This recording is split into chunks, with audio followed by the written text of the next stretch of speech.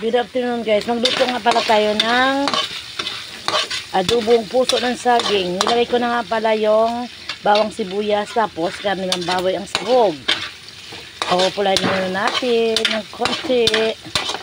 Tapos ilalagay natin yung puso ng saging. Puso ng saging.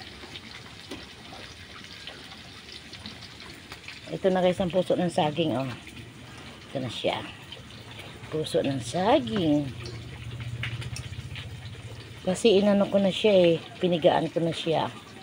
Kasi mapakla ito ang kanyang katas. Lagyan mo muna siya ng asin. Tapos, babad-babad mo ng konti. Tapos, pigain mo na siya guys. Para matanggal lang yung katas. Ganun yun. Wait lang, baka ito na siya.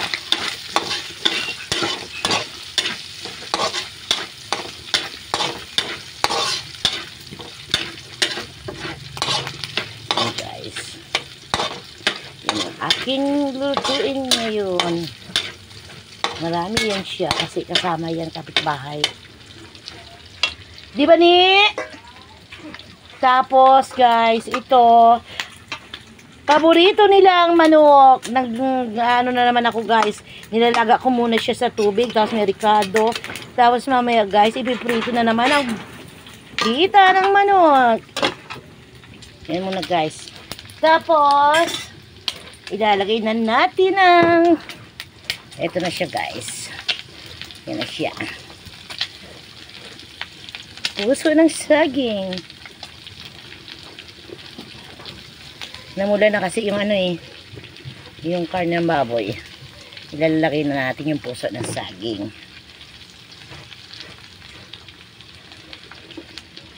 Borlis ang bahay namin.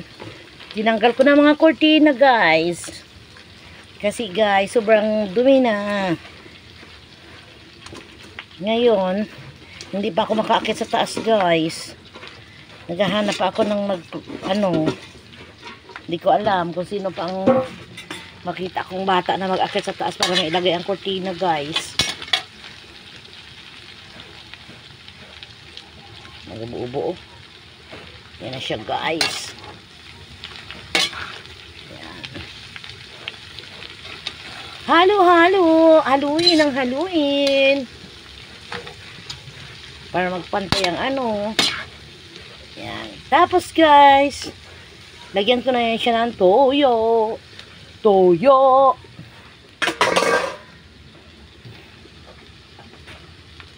Lagyan ko na yan siya guys. Wait lang. Saan ko kaya ito lagay ang aking camera?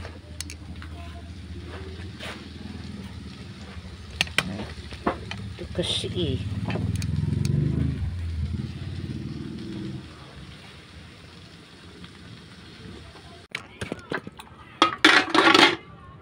ito na guys, luto na guys ang aking adobong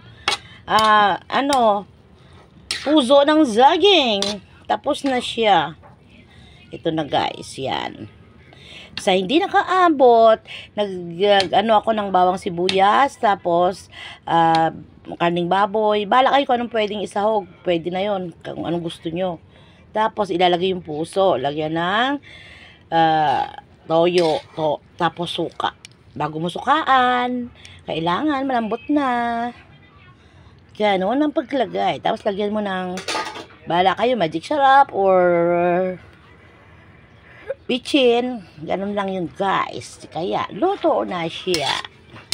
Thank you for watching. Bye.